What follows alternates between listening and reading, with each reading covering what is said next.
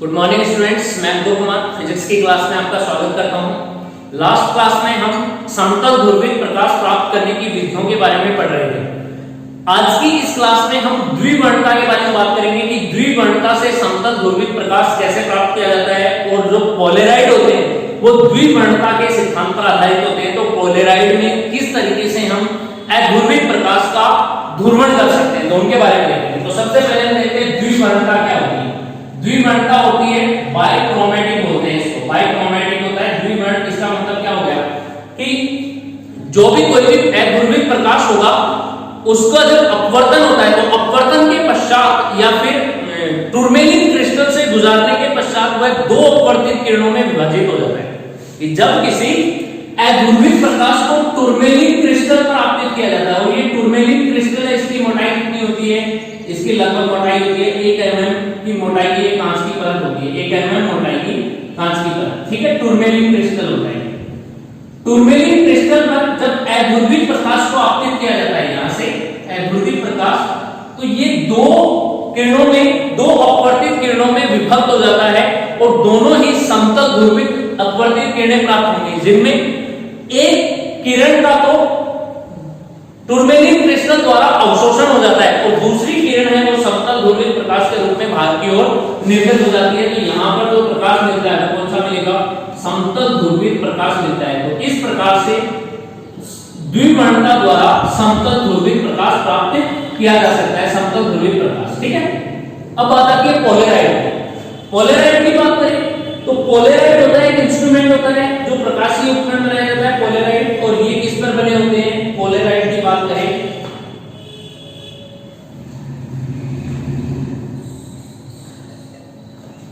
अब बात करते हैं पोलेराइड की। देखो पोलेराइड होता है, ये क्या होता है, एक प्रकाशीय उपकरण होता है जो कि द्विवर्णता के सिद्धांत पर आधारित होते हैं, बाइक्रोमैटिक के सिद्धांत पर आधारित होते हैं। अब पोलेराइड में क्या होता है, पोलेराइड सबसे पहली बात तो होती है कि पोलेराइड होता है वो बनता किसका है, और पोलेराइड की संरचना क्या होती है। तो पोलेराइड में दो कांच की प्लेटें होती है, दो कांच की प्लेटों के मध्य एक बड़ी सी फिल्म लगी होती है जो कि किसकी बनी होती है, हर्पेथाइड की बनी होती है, या फिर क्यूनेन के आयोडोसल्फेट से बनी होती है, आयोडोसल्फेट। या इनके अलावा अगर और भी देखें तो किसकी बनी हो सकती है, एक पॉलीवाइनिल अल्कोहल की भी बनती है। तो या तो हम बोलेंगे हर्पेटाइट के क्रिस्टल होते हैं, और क्यूनेन के जो आयोडोसल्फेट होता है इसके भी क्रिस्टल होते हैं। इनके क्रिस्टलों की एक पतली फिल्म बनी होती है जो कि कांच की दो परतों के बीच में व्यवस्थित होती है, और इसी को क्या बोलते हैं, पोलेराइड बोलते हैं। अब ये पोलेराइड होती है, तो पोलेराइड में क्या होती है, इसकी एक निश्चित दिशा होती है, ध्रुवक की दिशा, क्योंकि पोलेराइड की एक पतली फिल्म है। इस पतली फिल्म में जो प्रकाश सदिश के कंपन है वो समांतर रूप से इस तरीके से बाहर की तरफ निकलते हैं। इसमें जो पोलेराइड की दिशा होती है वो इस तरीके से एक दूसरे के समांतर होती है, ये इस तरीके से। तो हम ये कह सकते हैं कि इस पोलेराइड में जो ये दिशा होती है, पोलेराइड की जो बनी हुई इसकी, उसको बोलते हैं ध्रुवक दिशा। कौन सी दिशा बोलते हैं, ध्रुवक दिशा, ठीक है। पोलेराइड में ये संरचना होती है। अब इस पोलेराइड की सहायता से हमें क्या प्राप्त करना है, पोलेराइड पर जब अध्रुवित प्रकाश को आपतित किया जाता है, मान लीजिए पोलेराइड इस पर ये अध्रुवित प्रकाश आपतित किया जाएगा, तो अध्रुवित प्रकाश में प्रकाश सदिश के कणों के कंपन विभिन्न दिशाओं में होते हैं, सभी संभव दिशाओं में समान अलग अलग जाते हैं समान रूप से, इस तरीके से। तो अध्रुवित प्रकाश है, तो पोलेराइड में वे प्रकाश किरणें जिनमें अलग अलग दिशाएं होती है उनको तो यह अवशोषित कर देती है, केवल एक निश्चित दिशा के प्रकाश सदिश के कंपनों को बाहर की ओर निर्गत करती है, और उनकी जो दिशा होती है, जो बाहर की ओर निर्गत प्रकाश सदिश के कंपनों की, उनकी दिशा ध्रुवक की दिशा में ही कंपन होते हैं। तो इस प्रकार से प्रकाश सदिश के कंपनों को एक निश्चित दिशा में सीमित कर दिया जाता है, और जिससे प्राप्त होने वाला प्रकाश होगा बाहर की तरफ निर्गत प्रकाश, वो कौन सा प्रकाश मिलेगा हमें, ये मिलेगा समतल ध्रुवित प्रकाश, जो कि इस ध्रुवक की दिशा में निश्चित हो जाता है, जिसको बोलते हैं समतल ध्रुवित प्रकाश। तो ये पोलेराइड का काम होता है जो कि प्रकाश का ध्रुवण करता है। अब इसमें भी क्या होता है, द्विवर्णता का सिद्धांत लागू होता है। कैसे, जब अध्रुवित प्रकाश को इस पर आपतित किया जाता है पोलेराइड की प्लेट पर, ये पोलेराइड प्लेट देखो मैंने बोर्ड पे तो ऐसे बनाई है, लेकिन एक्चुअल में थोड़ी सी टेढ़ी होती है इस तरीके से, इसके लंबवत प्रकाश अध्रुवित प्रकाश आपतित होता है।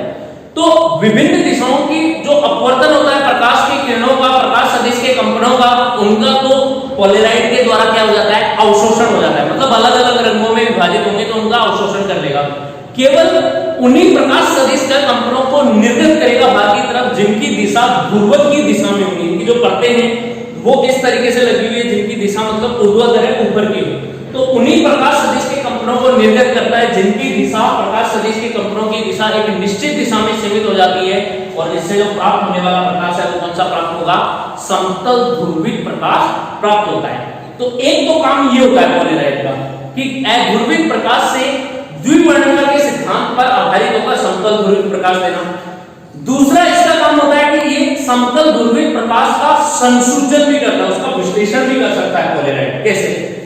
इसका विश्लेषण करने के लिए हमें कम से कम कितने पोलराइड चाहिए, पोलराइड की दो परतें चाहिए या दो पोलराइड चाहिए। कैसे? एक पोलराइड की ग्लास शीट यहाँ पे बनी हुई, मान लो यहाँ पे एक पोलराइड की ग्लास शीट इस तरीके से बनी हुई, ठीक है, ये, और ये किस तरीके से थोड़ी सी मतलब ये दिख रही है कि बाहर की तरफ किस तरीके से पोलराइड की ग्लास शीट लगी हुई है, ताकि ये पता रहे ये इस तरीके से पोलराइड की ग्लास शीट है जो बाहर की तरफ दिख रही है और उधर वाला हिस्सा हमें दिखाई नहीं दे रहा है, ये इस तरीके से, ठीक है। इस ग्लास शीट में जो इसके कंपन होंगे वो कैसे, ऐसे समांतर है, ध्रुवक दिशा, इस ग्लास शीट के पोलराइड के इस तरीके से समांतर है ये।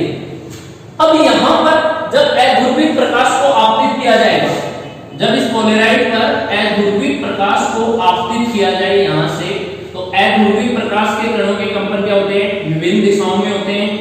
तो ये जो जितनी भी संभव दिशाएं होंगी उसमें अध्रुवित प्रकाश होगा। इस पोलराइड शीट पर आपतित होने पर जो निर्गत प्रकाश होगा यहां से, वो निर्गत प्रकाश कैसा होगा, एक निश्चित दिशा में इसके किरणों के कंपन प्राप्त होंगे, और ऐसा जो प्रकाश होगा वो होता है समतल ध्रुवित प्रकाश होगा, ठीक है। अब ये प्रकाश समतल ध्रुवित प्रकाश यहां से प्राप्त हो गया, तो पहली घटना थी कि पोलराइड की सहायता से समतल ध्रुवित प्रकाश प्राप्त होगा। फिर दूसरा, ये समतल ध्रुवित प्रकाश का विश्लेषण भी करता है, एनालिसिस भी करता है, बताता है कि ये ध्रुवित प्रकाश है या नहीं। इसके लिए एक दूसरे पोलराइड को सेम इसी सिचुएशन में इसके समांतर, जिस तरीके से इसमें जो कणों के ये परतें बनी हुई है वैसे इस पोलराइड की परतें, एक पोलराइड भी यहाँ पे ले जाकर रखेंगे, तो एक पोलराइड ये लाके यहाँ पे रख दिया। इस पोलराइड में भी क्या करेंगे, सेम इसी की तरह प्रकाश सदिश के कंपनों को जब ये समतल ध्रुवित प्रकाश दूसरे पोलराइड से बाहर की ओर निकलेगा, गुजरेगा, यहाँ से इस पोलराइड में भी ये ध्रुवक दिशा इस तरीके से है, समांतर है, दोनों एक दूसरे के समान दिशा में। तो ये समतल ध्रुवित प्रकाश जब समान दिशा में पोलराइड ध्रुवक दिशा होगी तो ये समतल ध्रुवित प्रकाश यहाँ से गुजर जाएगा, और फिर इस पोलराइड से जो मिलने वाला प्रकाश होगा वो भी कैसा प्राप्त होगा, समतल ध्रुवित प्रकाश प्राप्त होगा। तो इससे हमें क्या पता लगता है कि अगर इस पोलराइड की दिशा चेंज कर दी जाए, इसमें ध्रुवक दिशा थोड़ी सी भी चेंज हो जाए, तो जो प्राप्त होने वाला प्रकाश है उसके ध्रुवण की मात्रा कम हो जाती है। लेकिन दोनों ही समांतर दिशाओं में इस तरीके से पोलराइड बने हुए हैं, तो जो समतल ध्रुवित प्रकाश पहले पोलराइड से बना ध्रुवण करता है प्रकाश का, वो दूसरे पोलराइड से भी बाहर की तरफ निकलेगा या नहीं निकलेगा, वो दूसरे पोलराइड पे डिसाइड करता है कि उसका विश्लेषण होगा कि नहीं होगा। क्यों? क्योंकि पहला पोलराइड अध्रुवित प्रकाश का क्या करता है, ध्रुवण करता है, इसलिए इस पहले पोलराइड को बोला जाता है ध्रुवक। इसको क्या बोलते हैं, ध्रुवक। लेकिन समतल ध्रुवित प्रकाश है या नहीं, इस बात का विश्लेषण कौन सा पोलराइड करता है, P2, जिसको पोलराइड P2 बोलते हैं, और ये P1 मान लो, तो इसे हम क्या बोलेंगे, विश्लेषक बोलेंगे। दूसरा पोलराइड होगा वो कौन सा होगा, विश्लेषक। क्लियर है? अगर मान लो ये इस तरीके से है, समांतर है, एक पोलराइड में जो ध्रुवक दिशा है ऊर्ध्वाधर है और दूसरे पोलराइड की भी ऊर्ध्वाधर दिशा है, तो दोनों पोलराइडों की दिशा एक दूसरे के समांतर है, तो इस प्रकार की व्यवस्था को क्या कहेंगे हम, समांतर व्यवस्था। तो ये वाली जो पोलराइडों की व्यवस्था है, ये वाली कौन सी व्यवस्था बनी है, समांतर व्यवस्था बनी है। अब इसके विपरीत, समांतर व्यवस्था के विपरीत यदि पोलराइडों में दूसरी व्यवस्था बनाई जाए तो वो कौन सी हो सकती है, मैक्सिमम वो हो सकती है क्रॉसिक व्यवस्था। क्रॉसिक व्यवस्था मतलब एक में ध्रुवक दिशा ऊपर की तरफ होगी और दूसरे पोलराइड में इस तरीके से, तो दोनों एक दूसरे को क्रॉस करेंगे अर्थात लंबवत होंगी।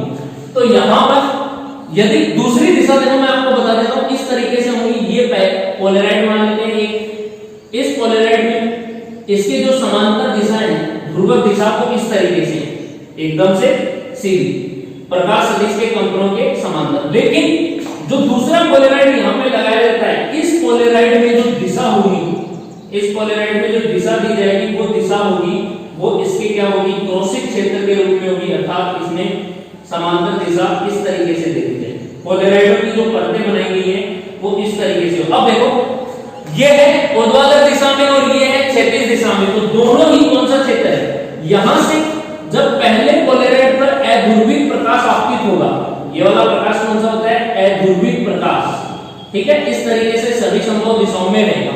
तो पहले पोलराइड से इसका क्या हो जाएगा, प्रकाश का ध्रुवण हो जाएगा।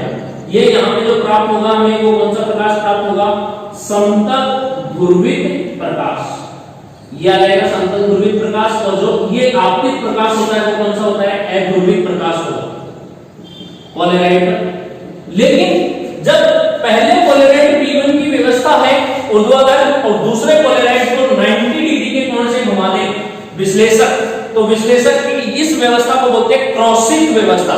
तो यहां से जो निर्गत प्रकाश होगा इसकी तीव्रता इंटेंसिटी कितनी हो जाएगी, 0। क्लियर है। और यहां पर निर्गत प्रकाश की तीव्रता, मान लो यहां से इस प्रकाश की तीव्रता है I0, ये अध्रुवित प्रकाश की अधिकतम तीव्रता I0 है। तो एक बार ध्रुवक से समतल ध्रुवित होने के पश्चात इसकी तीव्रता है वो I1 हो जाती है, और फिर विश्लेषक से निकालने के बाद में इसकी तीव्रता I2 होगी, वो किसके बराबर होगी, I1 के बराबर। मतलब समांतर व्यवस्था में समतल ध्रुवित प्रकाश की तीव्रता पर कोई भी प्रभाव नहीं पड़ेगा। लेकिन क्रॉसिंग व्यवस्था में जब इसकी तीव्रता I1 होगी और इसकी तीव्रता मान लेते हैं I0 अधिकतम है, ये अध्रुवित प्रकाश, तो यहाँ पे हमें समतल ध्रुवित प्रकाश प्राप्त होगा। लेकिन क्रॉसिंग व्यवस्था के बाद में जो I2 प्राप्त होगी इसकी तीव्रता कितनी हो जाएगी, 0 हो जाएगी, और इस व्यवस्था को बोलेंगे क्रॉसिंग व्यवस्था, पोलराइड। तो ये पोलराइड इसके प्रकाश के ध्रुवण के साथ साथ इस बात की भी व्याख्या करता है कि वो समतल ध्रुवित प्रकाश है या नहीं। अगर है तो सीधा निकल रहा है, तो ये यहां से विश्लेषण भी कर रहे हैं ना कि किसी भी प्रकाश के समतल ध्रुवित होने का सर्टिफिकेट भी देता है पोलराइड। तो ये द्विवर्णता के सिद्धांत पर आधारित होता है।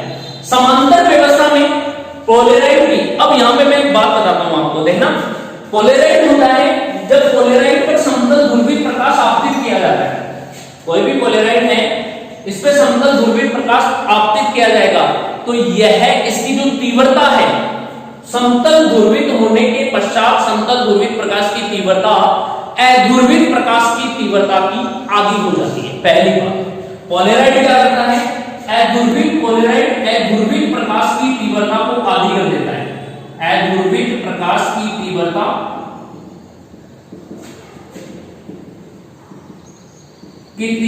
को आधी कर देता है। तो पहला पॉइंट ये आधी कर देता है। अब कैसे, मान लो अध्रुवित प्रकाश की तीव्रता थी I0 और एक बार ध्रुवक से ध्रुवण के पश्चात हमें समतल ध्रुवित प्रकाश प्राप्त होगा जिसकी तीव्रता है I1, तो I1 बराबर हो जाएगी वो I0 की कितनी हो जाएगी, हाफ हो जाती है।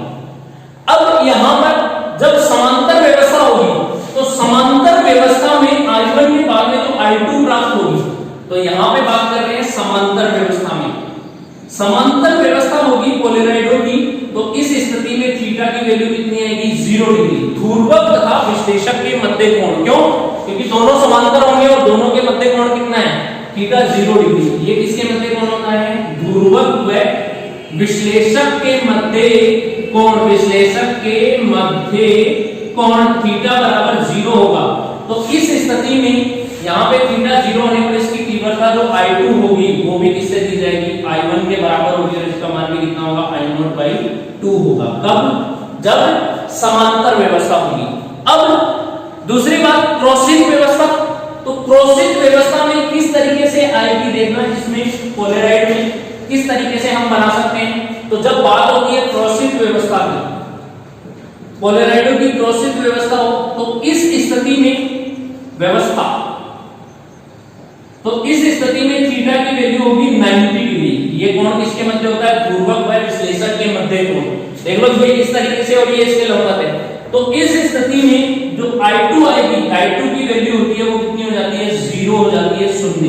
अर्थात क्रॉसित व्यवस्था में दूसरे पोलराइड विश्लेषक से निकलने वाले जो निर्गत प्रकाश की तीव्रता है वो शून्य हो जाती है।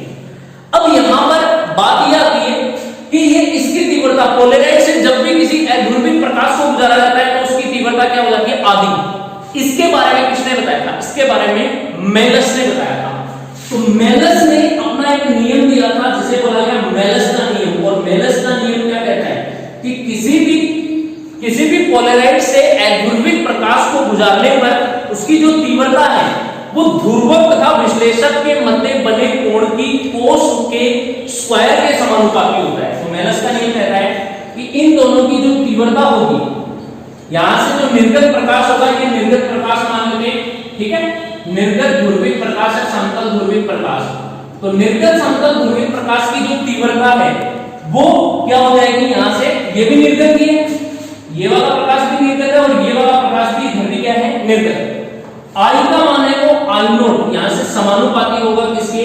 cos थीटा की स्क्वायर के समानुपाती होता है। मतलब ध्रुवक तथा विश्लेषक के मध्य बने कोण की कोज्या के वर्ग के समानुपाती होता है। तो समानुपाती को हटाएंगे तो यहाँ पे कांस्टेंट आता है जो इसकी तीव्रता अधिकतम आएगी तो I बराबर होगी I0 cos स्क्वायर थीटा। और यही किसका नियम है? मेलस का नियम। मेलस साइंटिस्ट है। तो मेलस ने आपको मैंने थोड़ी देर कल भी बताया था, कल के लेक्चर में भी अपवर्तन की घटना और द्विअपवर्तन इनके बारे में भी मेलस ने कुछ अपने सिद्धांत प्रस्तुत किए थे। तो यहां पर भी पोलराइडों में तीव्रता के बारे में, जो निर्गत प्रकाश की तीव्रता है उसके बारे में भी मेलस ने अपनी टिप्पणी की थी, अपना एक नियम दिया था और बताया था कि पोलराइडों से जो निर्गत प्रकाश की तीव्रता है वो तीव्रता ध्रुवक तथा विश्लेषक के मध्य बने कोण की कोज्या के वर्ग के समानुपाती होगा। और जो तीव्रता है वो कौन से फॉर्मूले से दी जाएगी? I बराबर I0 into cos square theta से दी जाएगी, ठीक है? इस तरीके से ये पोलराइड की सतह पर आपतित प्रकाश की अध्रुवित प्रकाश हो तो अध्रुवित प्रकाश में जो प्रकाश सदिश की कंपन होंगी वो तरंग संचरण की दिशा के अभिलंबवत सभी संभव दिशाओं में कंपन करेंगे। तो इसके लिए इसमें जो निर्गत प्रकाश की तीव्रता होगी वहां पर cos स्क्वायर थीटा का औसत मान लिया जाता है, ठीक है? कि जब इसमें अध्रुवित प्रकाश आपतित होगा तो ये सभी संभव दिशाओं में कंपन करेंगे।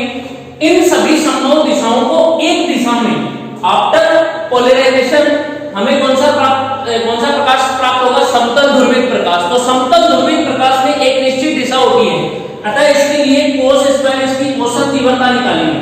तो औसत मान निकाला जाएगा I बार बराबर कितना हो जाएगा? I0 और यहां से लेस देन और ग्रेटर देन लगाएंगे तो देखो कांस्टेंट तो बाहर आ जाएगा और cos स्क्वायर थीटा I0 बाहर आ गया और cos स्क्वायर थीटा का औसत मान कितना हो जाएगा? cos square theta. मैंने बताया था कि sin और cos वर्ग के रूप में हो, यदि उनकी स्क्वायर हो तो उनका औसत मान 1/2 होता है। तो यहां से जो तीव्रता बन के आएगी I1, I बार को हम क्या लिखेंगे? I बार को बोलेंगे I1 निर्गत प्रकाश की तीव्रता, ये निर्गत प्रकाश है, बराबर होगी I0 गुणा में 1/2। अब देख लो अधिकतम तीव्रता की कितनी आ रही है? आधी आ रही है ना। यही रीजन है कि पोलराइड से ध्रुवित प्रकाश जब समतल ध्रुवित प्रकाश प्राप्त होगा तो उसकी तीव्रता कितनी रह जाती है? आधी रह जाती है। और यही मैंने यहाँ पे बताई थी आपको बात कि पोलराइड अध्रुवित प्रकाश की तीव्रता वो क्या कर देता है? आधा ध्रुवण के पश्चात। किसके पश्चात करता है? ध्रुवण के पश्चात कर देता है। तो इस प्रकार से हमें पोलराइडों की सहायता से तीव्रता कितनी प्राप्त होती है? आधी प्राप्त होती है। ये नियम ध्रुवण की घटना में लगता है। जब हम पोलराइड ध्रुवण से संबंधित कोई भी क्वेश्चन आता है और वहां पे तीव्रता से संबंधित क्वेश्चन आ जाए तो ये वाला फॉर्मूला आपको लगाना है I बराबर I0 cos स्क्वायर थीटा। आपको थीटा कौन दे रखा होगा? वो ध्रुवक तथा विश्लेषक के मध्य देगा। तो आपको दोनों व्यवस्था बता दी इसकी कि ये समांतर व्यवस्था होती है और ये क्रॉसित व्यवस्था होती है। अब हम बात करते हैं पोलराइडों के उपयोग की कि ये जो पोलराइड है इनका उपयोग कहां पर किया जाता है। तो सबसे पहले देखते हैं पोलराइडों के उपयोग में। यहां पर मैं आपको यहां पे बताता हूं कि इनके उपयोग किस तरीके से किए जाते हैं। तो पहला 3D एनिमेशन में उनको स्पष्ट देखने के लिए किया जाता है। 3D एनिमेशन क्या होती है? जो 3D फिल्म होती है, 3D चित्र, तो जो हमें सन ग्लासेस देते हैं, हम सिनेमा घरों में जाते हैं तो 3D फिल्म देखते हैं तो वहां पे वो ग्लासेस देते हैं ना, तो उनका जो कांच होता है वो हमें दिखता तो एकदम से ऐसे प्लास्टिक है कि 2 रुपए वाला चश्मा लेंगे, लेकिन वो क्या होता है, पोलराइड ग्लास होता है, जिससे हमें वो उसके जो क्रोसित और समांतर क्षेत्र के द्वारा जो फिल्म है वो अच्छे से दिखाई दे और 3D एनिमेशन का हमें पता चले, तो इनके लिए किया जाता है। फिर दूसरा उपयोग है पोलराइड का उपयोग, वो चकाचौंध उत्पन्न करने में भी किया जाता है, चकाचौंध से दूर रहने के लिए। जैसे रात्रि के समय वाहन चलते हैं बहुत सारे, तो वाहन चलते हैं, वहां पे उनकी हेडलाइट से क्या हो जाती है, जब वो आंखों में पड़ती है तो चकाचौंध उत्पन्न हो जाती है।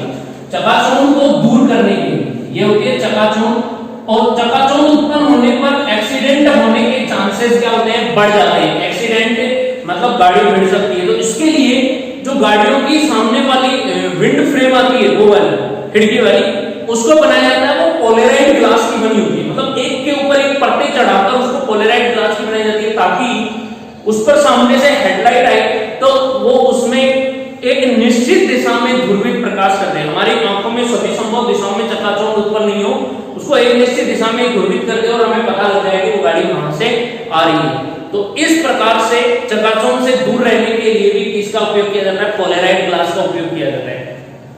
पोलराइड ग्लास है वो अलग अलग सीटों से मिलकर बना होता है, ध्यान में रखना। यही तो रीजन है कि गाड़ी की जो सामने वाली विंड स्क्रीन होती है उस पे मारने पर भी वो इतनी आसानी से नहीं टूटती है, वो एकदम से बिखर जाती है और लास्ट में जाके टूटती है, तो वो परतों से मिलकर बनी होती है, पोलराइड की परतें होती है। फिर तीसरा होता है ट्रेन या प्लेन के जो ड्राइवर होते हैं, ट्रेन या प्लेन के ड्राइवर, इनको भी बहुत अधिक दूरी तक की जो वस्तुएं या कोई भी प्रकाश किरण है, मान लो जा रहे हैं रात्रि के समय देखने के लिए, जो सामने वाली स्क्रीन है वो भी इसी चकाचौंध से दूर रहने के लिए, और ट्रेन या प्लेन में भी इनकी विंड स्क्रीन में भी पोलराइड का यूज किया जाता है। ठीक है, और देखते हैं पोलराइड के उपयोग में कौन कौन से आते हैं। इनकी सामने वाली खिड़की से जो ऑप्टिक प्रकाश है उसकी तीव्रता को नियंत्रित करने के लिए भी पोलराइड यूज में लेते हैं। फिर चौथा, पोलराइड के उपयोग में देखिए जो हमारे सन ग्लासेज होते हैं, चश्मे होते हैं, धूप के चश्मे, उनमें भी पोलराइड का उपयोग धूप से प्रकाश की तीव्रता को नियंत्रित करने में किया जाता है। इसके साथ साथ कुछ प्रकाशीय धातुएं, कुछ धातुएं जिनके प्रकाशीय गुणों को नियंत्रित करने और उनके कुछ प्रकाशीय घूर्णक पदार्थ हैं उनकी संरचना का पता लगाने के लिए, जो प्रकाशीय घूर्णक पदार्थ हैं, प्रकाशीय घूर्णक पदार्थ, इनकी जो संरचना है, इन संरचनाओं का अध्ययन करने के लिए, इस संरचना का अध्ययन करने के लिए भी पोलराइड का उपयोग में लिया जाता है। इसके अलावा और क्या हो सकते हैं पोलराइड में, जैसे विंड स्क्रीन बता दी गाड़ी की, यही है मोस्ट इंपोर्टेंट यूज यही होते हैं पोलराइड के। तो इनके अलावा और भी बहुत सारे यूजेज होते हैं जो हम देख सकते हैं, तो 5-6 मैंने बता दिए जो मेन थे। अब इसके बाद में हम बात करते हैं कि पोलराइड की सहायता से समतल ध्रुवित प्रकाश का संसूचन कैसे किया जाएगा। तो पोलराइड क्या किया जाता है, तो देखो यहां से समतल ध्रुवित प्रकाश का संसूचन, समतल ध्रुवित प्रकाश का संसूचन कैसे करेंगे। ठीक है, संसूचन मतलब इसको कन्फाइन करेंगे कि किस तरह से समतल ध्रुवित प्रकाश है या नहीं है, इस बात का पता लगाना है। तो देखना, पोलराइड होती है, उसमें एक वाली स्क्रीन होती है वो ध्रुवक होता है और दूसरी वाली स्क्रीन क्या होती है, विश्लेषक होती है। ध्रुवक को हम फिक्स कर लेते हैं, उसकी समांतर व्यवस्था ये। अब इसमें से अध्रुवित प्रकाश गुजार रहे हैं, अध्रुवित प्रकाश है वो किसमें से आ रहा है, पोलराइड से गुजारे, और इसके विश्लेषक का एक चक्कर पूरा घुमाए, मतलब ये अध्रुवित प्रकाश यहां से आ रहा है और अध्रुवित प्रकाश आने पर ये 2 स्क्रीन होती है इस तरीके से पोलराइड में, एक को स्थिर रख के इसको पूरा घुमाया जाए एक चक्कर तक, और एक चक्कर तक घुमाने पर देखते हैं कि इस प्रकाश की तीव्रता पर कोई भी प्रभाव नहीं होता है। जो प्रकाश की तीव्रता है वो क्या रहती है, अनअफेक्टेड रहती है, इस पे कोई भी प्रभाव नहीं होता है, ना तो ये अधिकतम जाती है और ना ही न्यूनतम जाती है। इसका मतलब क्या हुआ कि जो पोलराइड से निर्गत प्रकाश होगा वो कौन सा प्रकाश प्राप्त होगा, अध्रुवित प्रकाश प्राप्त होगा।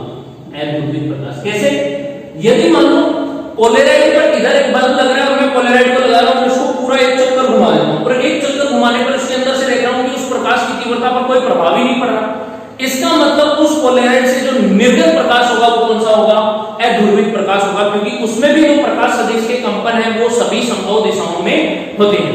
फिर यदि इसके विपरीत, यदि अध्रुवित प्रकाश को गुजारा जाए और पोलराइड को घुमाया जाए, पोलराइड की एक परत को मैं घुमाता हूं, अब मैं देखता हूं कि जैसे जैसे मैं घुमा रहा हूं दोनों समांतर है, तो मुझे प्रकाश दिख रहा है वो एकदम सही दिख रहा है, मैं इसको घुमा रहा हूं, आधा चक्कर जाके देखता हूं कि इस पोलराइड की जो तीव्रता है उस प्रकाश की तीव्रता वो हो गई 0, ठीक है, 0 हो गई। और फिर मैं आधा चक्कर और घुमा रहा हूं तो अगले आधे चक्कर में फिर इसकी वापस से अधिकतम जाके फिर से क्या होगी 0।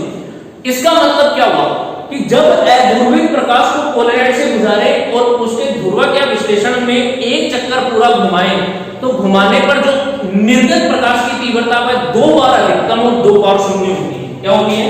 अपने एक चक्कर में 2 बार तो मैक्सिमम होती है और 2 बार ही क्या होती है 0 हो जाती है। तो इस प्रकार से यदि निर्गत प्रकाश की तीव्रता प्राप्त हो तो वो प्रकाश कौन सा प्रकाश कहलाएगा? पूर्णतया समतल ध्रुवित प्रकाश। कौन सा प्रकाश होगा ये वाला? पूर्णतया समतल ध्रुवित प्रकाश प्राप्त हो जाएगा इस तरीके से। अब तीसरी कंडीशन क्या होगी? सपोज करो कि अध्रुवित प्रकाश आ रहा है और मैं एक चक्कर पूरा घुमा रहा हूं, तो एक चक्कर में मैंने देखा कि वो एक ही बार 0 होता है, कि एक चक्कर में जब जैसे जैसे घुमा रहा हूं 0 नहीं हो रहा, कि प्रकाश की तीव्रता कम हो रही है, कम होकर 0 नहीं होती है और फिर घुमाने पर वो बढ़ने लग जाती है। इसका मतलब क्या हुआ कि प्रकाश का ध्रुवण तो हुआ है लेकिन पूर्ण रूप से नहीं हुआ, क्योंकि 0 ही नहीं हुई, कम हो रही है और फिर बढ़ने लगी। ध्रुवण तो हुआ है लेकिन वो आंशिक रूप से ध्रुवण होगा। तो इस प्रकार से ये जो घटनाएं होती है ये इस बात को संसूचित करती है कि पोलराइड की सहायता से क्या समतल ध्रुवित प्रकाश प्राप्त होता है या नहीं होता है। तो इस प्रकार का जो ये प्रयोग है ये होता है समतल ध्रुवित प्रकाश का संसूचन, और ये लैब में एक्सपेरिमेंट किया जाता है। ध्यान रखना, आपके प्रैक्टिकल है लैब में पोलराइड का। लैब में जब हम बात करोगे फिजिक्स के प्रैक्टिकल में तो पोलराइड से रिलेटेड न्यूमेरिकल आपका प्रैक्टिकल रहेगा। तो यही चीजें हो, पोलराइड एक इंस्ट्रूमेंट पढ़ा है लैब में। मैं आपको नेक्स्ट लेक्चर आएगा उसमें वो पोलराइड दिखाऊंगा कि किस तरीके से पोलराइड रहता है और कैसे समतल ध्रुवित प्रकाश उसमें से गुजारा जाता है। तो आज की क्लास में हमने समतल ध्रुवित प्रकाश प्राप्त करने की विधियां पढ़ ली है। एक विधि और रह गई थी प्रकीर्णन द्वारा। तो देखना, प्रकाश का प्रकीर्णन मैंने बताया था ना कि वायुमंडल की विभिन्न परतों से होते हुए आता है, तो वैसे ही समथिंग लाइक दैट अपवर्तन की घटना होती है ना, अपवर्तन वाला सेम टू सेम वैसे ही प्रकीर्णन है। तो प्रकीर्णन को पढ़ लेना, वो कब हुआ है आई बटन में यहाँ पे प्रकीर्णन का वीडियो दे दूंगा, आप देख सकते हो उसको। इसी के साथ हमारा टॉपिक ध्रुवण फिनिश होता है। अब ध्रुवण से रिलेटेड कुछ न्यूमेरिकल है, समतल ध्रुवित प्रकाश प्राप्त करने की विधियां, तो वो न्यूमेरिकल ब्रूस्टर के प्रयोग पे भी है और इसमें भी है मेलस के नियम पे ध्रुवण की तीव्रता किस तरीके से निकालते हैं। तो इनके बारे में हम नेक्स्ट क्लास में देखेंगे और नेक्स्ट क्लास में हम पढ़ेंगे सूक्ष्मदर्शी की विभेदन क्षमता, इनके बारे में। ठीक है, तो आज की क्लास को यही एंड करते हैं। आप वीडियो को देखते रहिए, लाइक कर दीजिए, अपने दोस्तों के साथ में शेयर कीजिए और चैनल को सब्सक्राइब करना तो बिल्कुल भी मत भूलिएगा। कुछ भी करो, आप लौट प्लेटें खाओ या उसको जोर से दबाओ, मोबाइल को तोड़ तो मत देना, लेकिन वो लाल वाला बटन सब्सक्राइब बटन दब जाना चाहिए। ठीक है, thank you, have a nice day.